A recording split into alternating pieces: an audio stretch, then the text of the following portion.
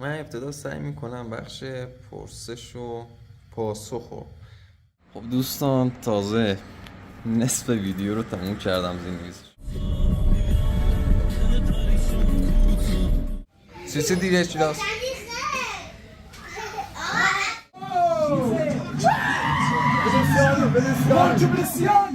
سالهای مجدد خدمت شما دوستان عزیز. امیدوارم تا این موقع اوقات خوش. داخل این قارم کلا موجود زنده نیست چون راستاق وجود نداره. والله یولدن من نمیدونم. دوستان امیدوارم حالتون خوب باشه. الان ساعت 5 صبح هستیم و هنوز بیدارم و مشغول زدن زیرنویس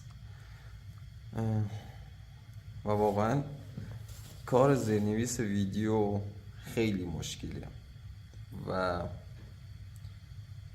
شاید اینو هم دیده باشین که زیرنویس من یک ذره البته نسبت به سایر کانال ها در سطح خطای کمتری داره که حالا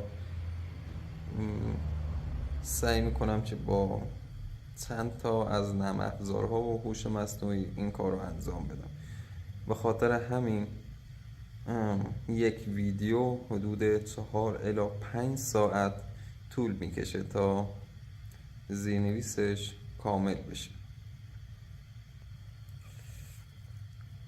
من ابتدا سعی میکنم بخش پرسش و پاسخ رو زیرنویس کنم، چون حالا داخل شهرستان لردگان قطعی برق داریم و لپتاپ هم باتریش خراب شده. لپتاپ هم مال یکی از رفیقام هستش، خاطر همین میترسم بخش پرسش و پاسخ به صورت کامل زیرنویس نشه.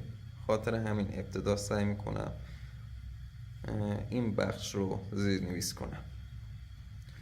واقعا سخت مشکلی. حدود 1 ساعت دیگه هم باید برم ابوالفضل رو سوار ماشین کنم و به سمت مدرسه حرکت کنیم.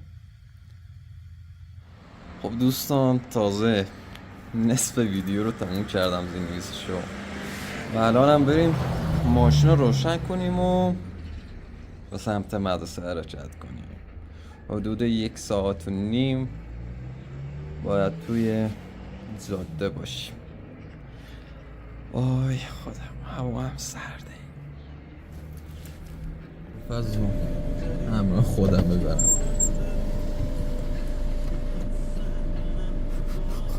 هنوز خوابی.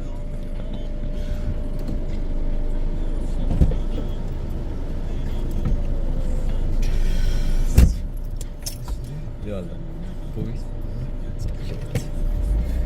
خوبی ها؟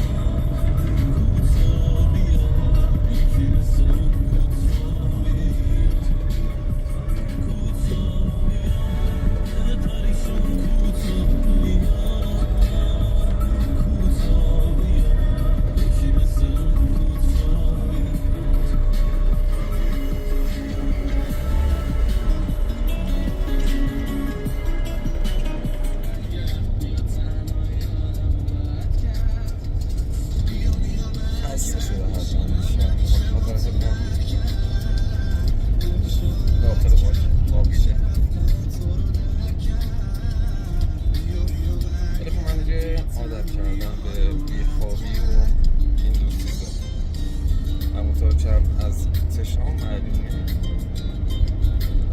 بیخوابی زیادی رو دارم تحمل میکنم.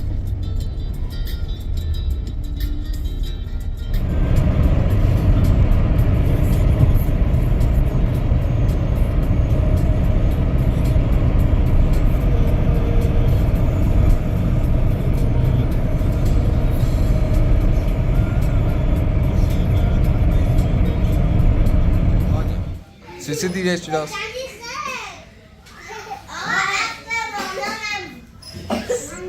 ما مریضی سکیلی سنی کامشونه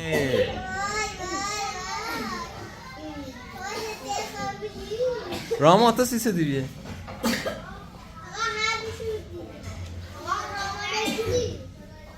بریم بشینیم دوستان حالا این شلوغی زاده رو چی میبینید؟ به خاطر اینه که یک نفر فوت شده و اینا هم میخوان برن مراسم تشییع جنازه.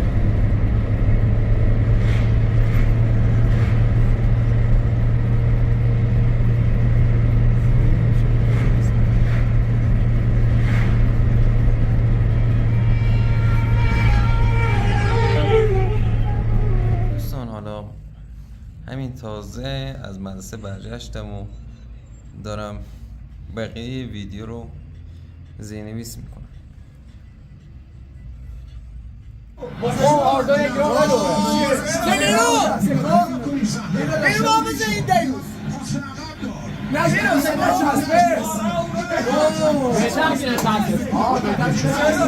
یه هم نزهیش یه سورم آبه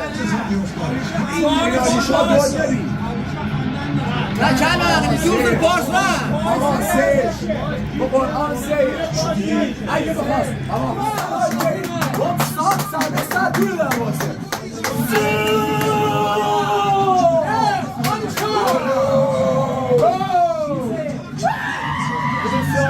Forte Bresciani! Hadi hadi. Forte Bresciani! Reza!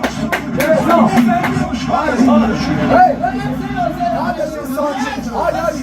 Şanı bozmak saat değil arvası. Kofayto!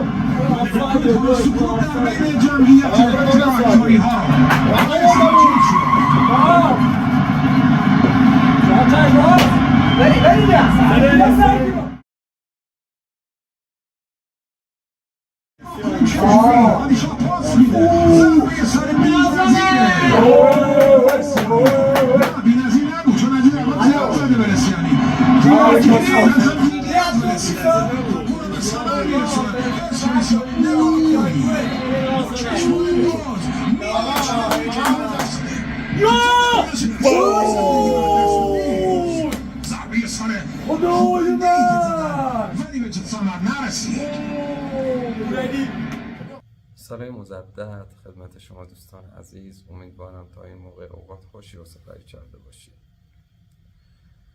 بعد از اومدن از مدرسه حالا سعی کردم چه زیرنویس ویدیو رو تکمیل کنم و بعد از اون به کافه رفتم تا داخل کافه مسابقه فوتبال تیم محبوبم یعنی پرسپولیس رو تماشا کنم که خدا رو شکر تیم پرسپولیس تونست با نتیجه 2-0 بازی رو ببره و وقتی به خونه اومدم از شدت خستگی بیهوش شدم و خوابیدم و حدود نیم ساعت پیش بود بیدار شدم و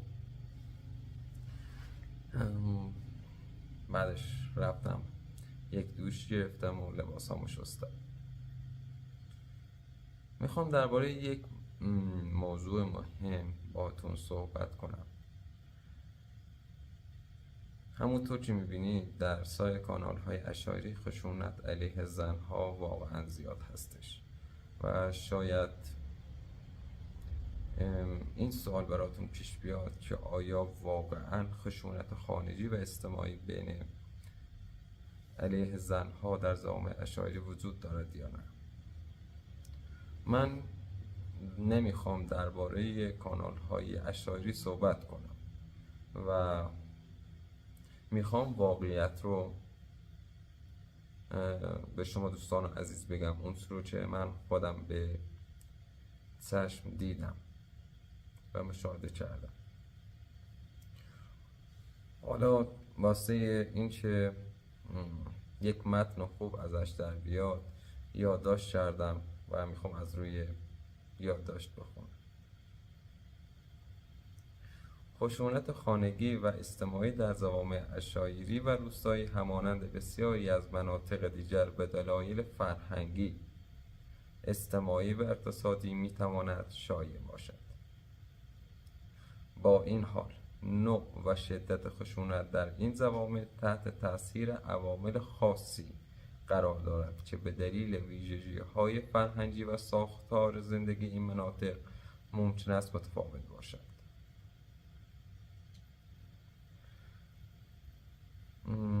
حالا انواع خشونت در جوامع عشایری و روستایی رو واسهتون میگم. خشونت فیزیکی، ضرب و ضرب به دلیل اختلافات خانوادگی مانند نافرمانی زن یا عدم توانایی در انجام وظایف مورد انتظار خانواده. دوستان، من خودم به چشم دیدم مردانی رو که به خاطر اینی که زن ازشون نافرمانی کرده بود رو کتک میزدن و من هر چقدر میخواستم جلوشون رو بگیرم نتونستم. یا اینکه داخل یک جمع نشستیم، یک خانم صحبت میکنه و اون خانم توسط شوهرش تحقیر میشه.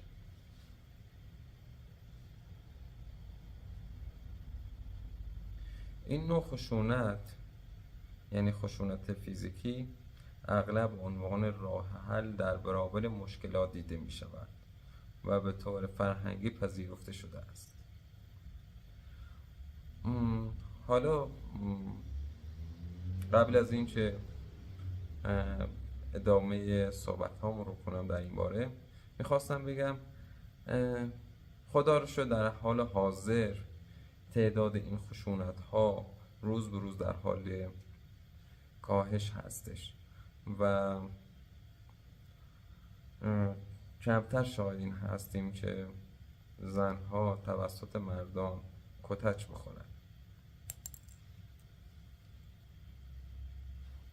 خشونت روانی، تحقیر یا توهین مداوم به زنان و کودکان، نادیده گرفتن نیازهای عاطفی و روانی زنان که باعث احساس بی‌ارزشی و انزوا می شود.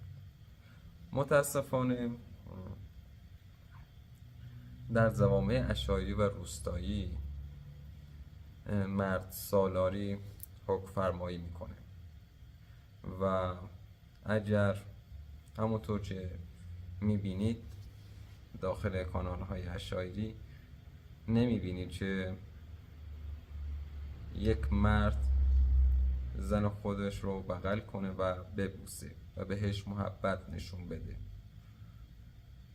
ولی برعکس شاهد این هستیم که اونها رو تحقیر میکنن و یک آسیب روانی به اون زن وارد میکنن که واقعا جای تأسف داره.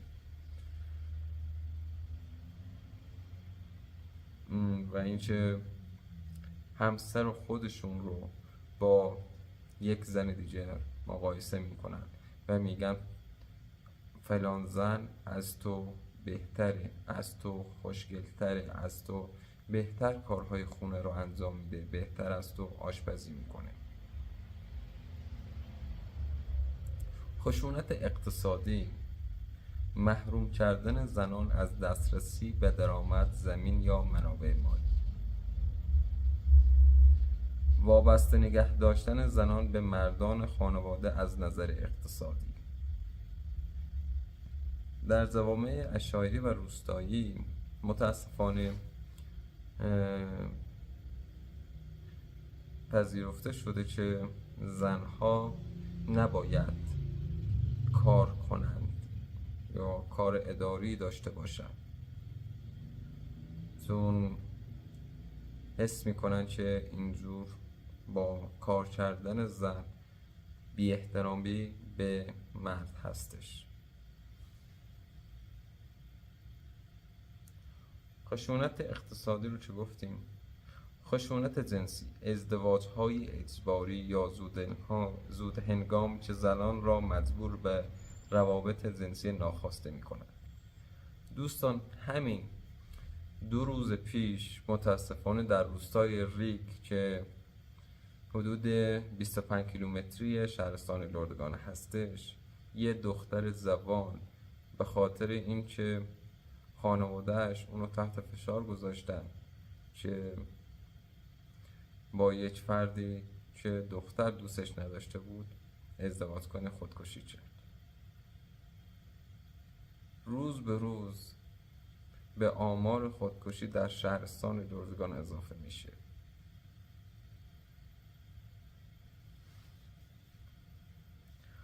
خشونت اجتماعی در این جوامع. خشونت اجتماعی در جوامع عشایری و روستایی شامل محدودیت‌هایی است که جامعه به زنان تحمیل می‌کند. محدودیت در آموزش و تحصیل. برخی خانواده‌ها معتقدند که تحصیل دختران ضروری نیست، زیرا وظیفه اصلی آنها ازدواج و کارهای خانه است. دخترانی که بخواهند تحصیل کنند ممکن است با فشار یا تهدید مواجه شوند. بذارید من خودم یک مثالی بزنم از خانواده خودم، از فامیلای خودم. دختر عموی خودم واقعا از نظر هوش و تحصیلات عالی بود و ذهن خیلی خوبی داشت، ولی متاسفانه عمو به خاطر همین دیدگاه سنتی اجازه نداد که دخترش ادامه تحصیل بده و اون دختر از تحصیل انصراف داد و ترک تحصیل کرد.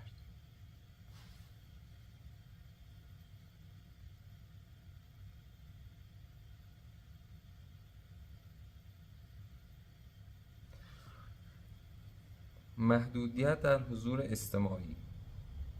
زنان معمولاً از شرکت در تصمیم‌گیری‌های محلی، حضور در اجتماعات یا کار در بیرون از خانه منع می‌شوند. یک مثال دیگه واسهتون میزنم. مثلا وقتی ما به مهمانی دیشب رفتیم، خانم ها به خودشون حالا اجازه نداشتن یا به خودشون اجازه ندادن که وارد اون مهمانی بشن و یا در این که در یک جلسه با مردان کنار هم بنشینن و روی یک سفره غذا بخورن. و یه چیز جالبی هم بهتون بگم، موقعی که یک مهمانی در جوامع عشایری حالا ایجاد میشه، بعد از خوردن غذا توسط آقایون خانم ها غذا میخورن، یعنی ابتدا مردان غذا میخورن و سپس خانم ها، که این نشون میده جایگاه زنها در جوامع عشایری نسبت به مردان خیلی پایین تر هستش.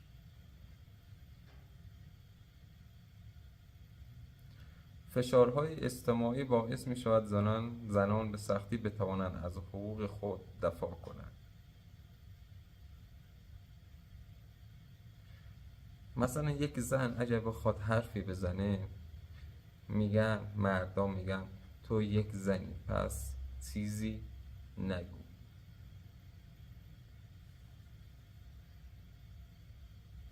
نابرابری در برخورد اجتماعی. زنان ممکن است برای رفتارهایی که در مردان پذیرفته شده است مجازات شوند، مانند صحبت کردن با افراد غریبه.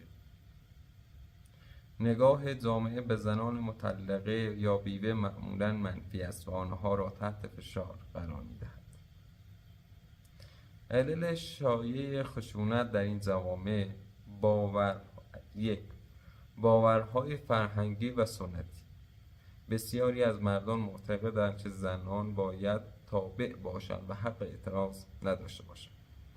خشونت به عنوان راهی برای کنترل زنان یا حل مشکلات تلقی می شود.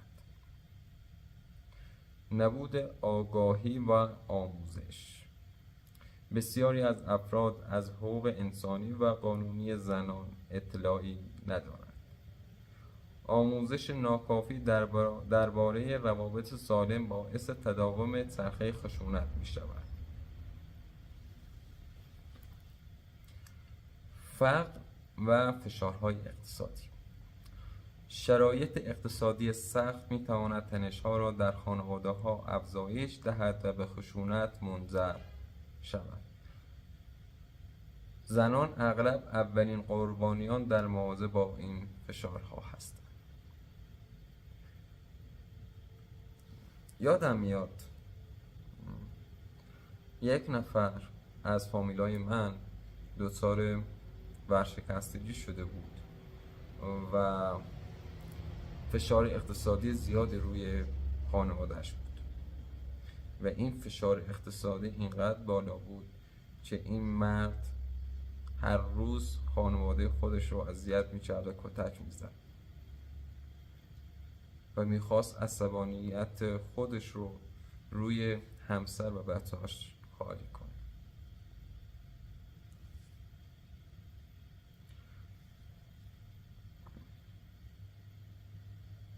نبود قوانین یا اجرای ناقص آنها. در بسیاری از موارد زنان به دلیل نبود دسترسی به قانون یا حمایت اجتماعی نمیتوانند از خشونت شکایت کنند. مثلا یک نفر در یک روستای دور افتاده، یک خانم و چه وسیله نقلیه نداره و نمیتونه وارد یک شهر بشه، نمیتونه از شوهر خودش یا از یک مردی که او رو کتک زده و آزار اذیت کرده شکایت کنه. حتی اگر هم قانونی وجود داشته باشد ممکن است جامعه محلی از آن حمایت نکند. پیامدهای خشونت برای زنان و جامعه. اولین پیامد جسمی و روانی هستش. آسیب‌های جسمی جدی مانند شکستگی، کبودی یا حتی مرگ. اختلالات روانی مانند افسردگی، اضطراب یا PTSD. پیامدهای اجتماعی. انزوای زنان و کاهش مشارکت آنها در جامعه. تداوم چرخه فقر و نابرابری به دلیل محرومیت زنان از تحصیل و کار. پیامدهای بین نسلی. کودکان شاهد خشونت اغلب این رفتارها را در زندگی خود بازتولید می‌کنند. مثلا می‌بینید در کانال‌های اشاری با وجود این که کودک داره تماشا میکنه، همسر خودش رو، زن خودش رو کتک میزنه و این بچه نمیدونه اینا همش دارن فیلم بازی میکنن یا هر چیزی.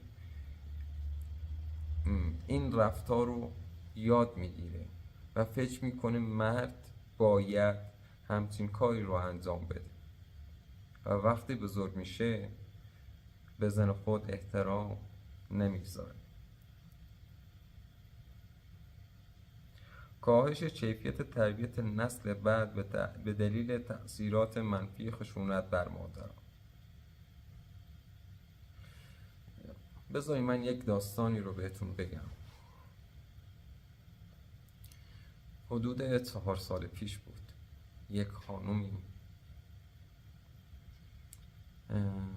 حالا داخل روستای ارمند که نزدیک شهرستان لرگان هستش، با کسی که دوستش داشته فرار میکنه و بعد از اینکه برادرهای اون دختر پیداشون میکنن، حالا دختر رو میارن و متاسفانه دار میزنند و اونو میکشن.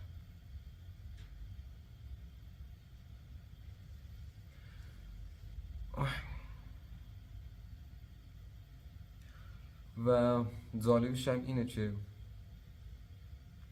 هیچ مجازاتی برای اون فرد، برای برادر اون دختر صادر نشد و فقط چند ماه داخل زندان بود و بعد از اینکه پدر و مادرش رضایت دادن و کارهای قانونی رو انجام دادن از زندان آزاد شد. من داخل همچین شهرستانی دارم زندگی میکنم، شهرستانی که واقعا نقطه به نقطهش زبانهای این شهر رو داره اذیت میکنه.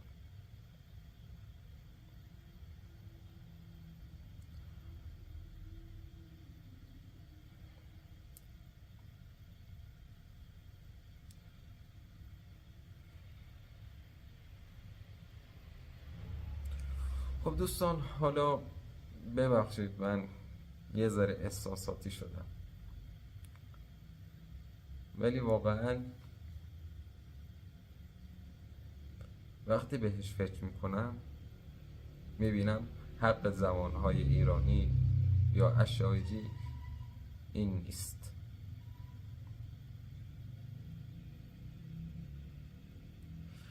دوستان، من این چیزایی رو که واسه تو گفتم مختص زوامع اشایری و روستاهای دور افتاده بود، ولی در شهرهای بزرگ اینگونه نیست.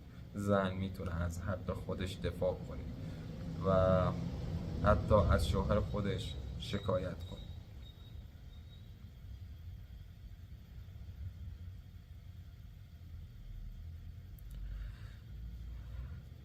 دوستان، من برم یه ذره آب بزنم صورتم. دوستان، به چند تا از سوالات شما دوستان عزیز پاسخ بدم و شاید تایم این ویدیو نسبت به بقیه ویدیوها کمتر باشه، چون از شدت خستگی واقعا نتونستم از خواب بیدار بشم و برم بیرون فیلم برداری کنم. از این بابت ازتون عذرخواهی میکنم.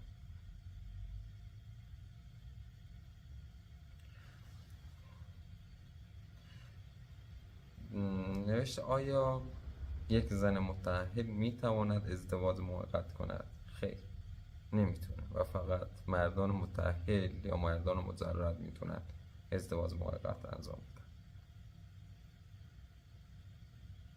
آیا میتوان در هر زمان یا فقط هنگام طلاق مهریه را مطالبه کرد؟ دوست عزیز، مهریه عند مطالبه است، یعنی هر موقع که یک خانم میخواست میتونه مهریه خودش رو طلب کنه و از شوهرش بگیره، حتی اگر طلاق نگیرن. جالبه چرا در اشایر مرد کسل وجود ندارد؟ چه زن و چه مرد همه پرمو هستن. میشه بگید به سرتون چی میزنید؟ من واقعا به سرم چیزی نمیزنم و فقط یک شامپو نهایتش و یک حالنده دهنده مو. اینکه کسل هم وجود داره، ولی خب کسل ها هنوز کانالی در یوتیوب ایجاد نکردن که شما بتونید اونها رو ببینید. حالا دایی خودم، چند تا از دایی های خودشونم کسل هست.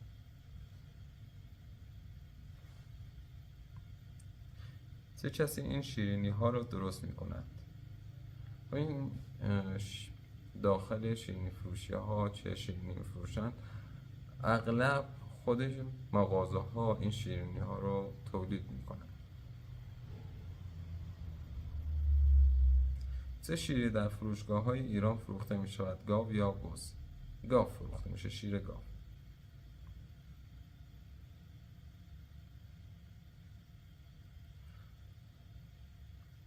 آیا اصل نام شما از پدر بزرگ مریم مادر حضرت عیسی می باشد؟ بله.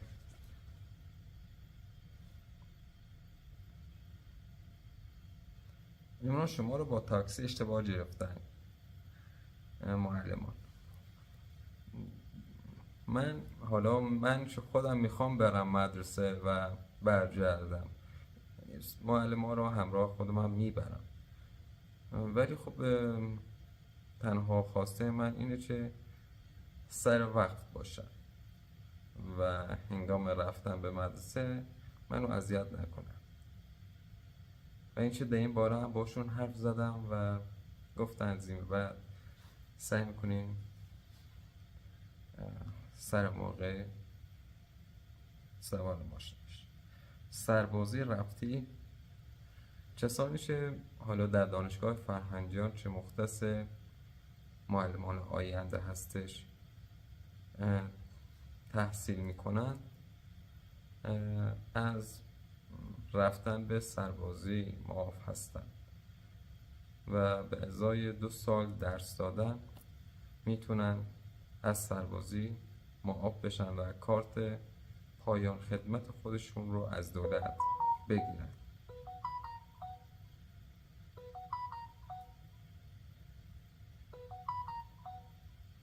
این چه ناسوپی است؟ از چه چیزی تشکیل شده است؟ خب اینو باید از اون سوپ فروشی بپرسم تا دقیقا بگه.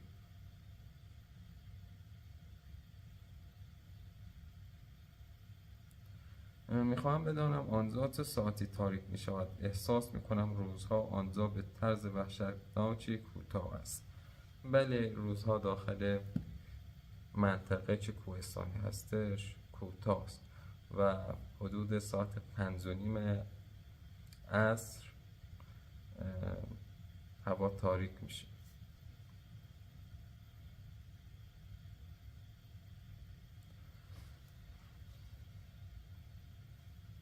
دوستان، حالا من تمام پیام های شما رو میخونم و این چه میبینین من نمیتونم به بعضی از سوالات جواب بدم، خاطر این چه واقعا نمیتونم، چون حالا خاطر امنیت جانی هستش. از این بابت ازتون معذرت میخوام، امیدوارم منو درک کنید.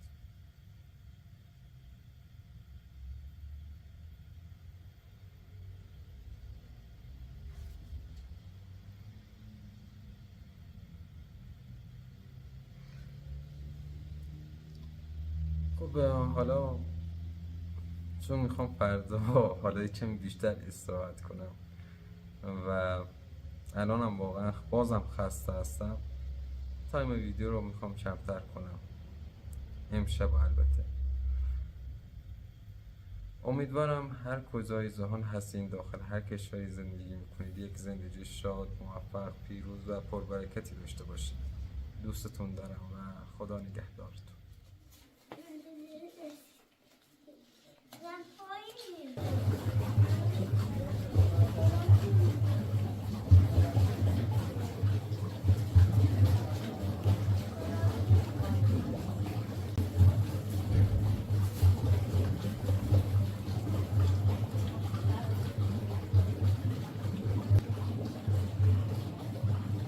پنجه عقاب نمیشه این آبی شکل پنجه عقاب. پنجه عقاب اینه ها، این سنگه تشبیه شده به پنجه عقاب، شکل پنجه عقاب این بالایی است.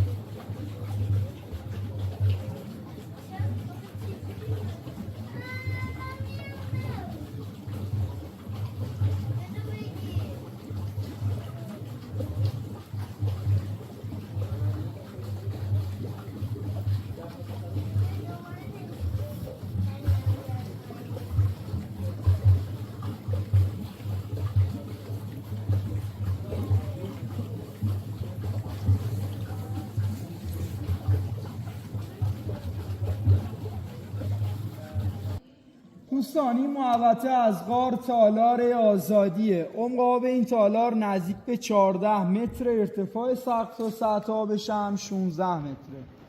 این برآمدگی سمت چپ دیوار شبیه به سوسمار یا تمساح سنگیه.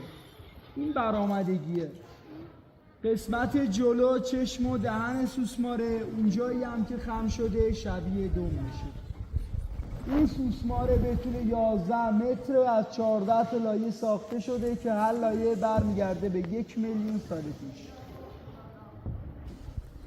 خدمت کلی این غار 190 میلیون ساله. دوره دوم زمینشناسی ژولوژیک دمای آب اینجا 12 درجه است، دمای هوا 16 درجه. زمستون تابستون بهار پاییز کلا ثابته. داخل این غار هم کلا موجود زنده نیست چون راستاق وجود نداره. داخل آبش هم چیزی برای خوردن پیدا نمیشه. 70% آب اینجا سفره‌های زیرزمینیه، 30% رو زمستون برف و بارون تامین میکنه. تنها چیزی که اینجا متغیره فقط سطح آبه. شما تو 4 ماه فصل سالم تشریف بیارید دمای آب و هوا اینجا ثابته. توی فصل زمستون برف و بارون که میباره بالای کوه از سقف این غار چکه میکنه. همین چکه ها باعث میشن این سنگای سفیدی که میبینید بالای سرتونه هر 100 سال 1 میلیمتر بر اثر رسوب‌گذاری آهکی رشد کنن. 2100 متر تا 2150 متر دوستان ما از سطح دریا بالاتریم. این غار رو به سرپایینیه. تو این روستاهای دور اطراف ما هر چقدر چاه عمیق بزنن سطح آب این غار آروم آروم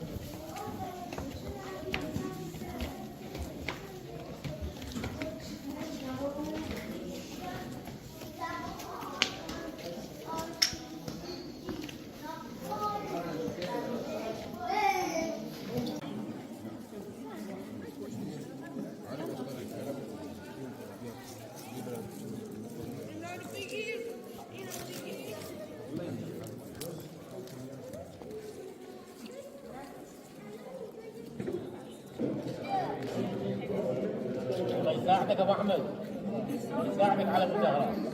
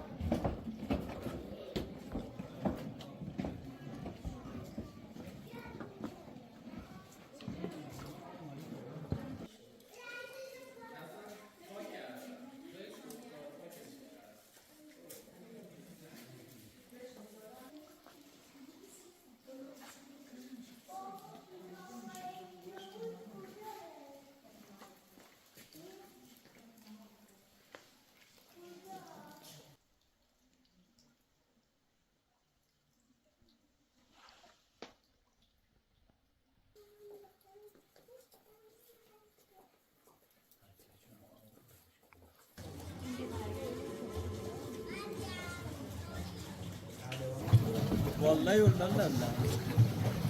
Ben neden çok misafir var sen çok sinirler.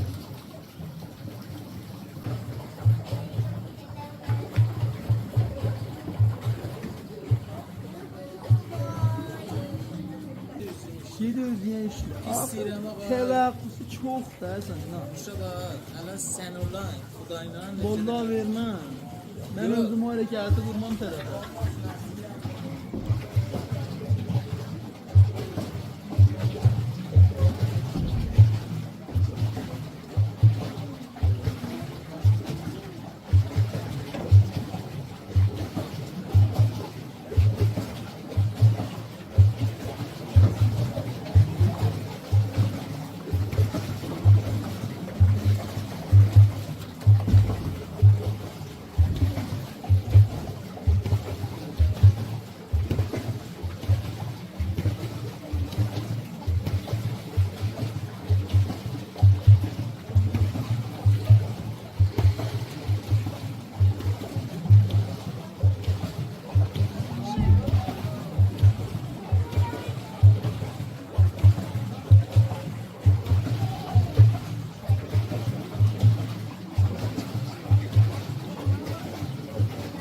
Beşi.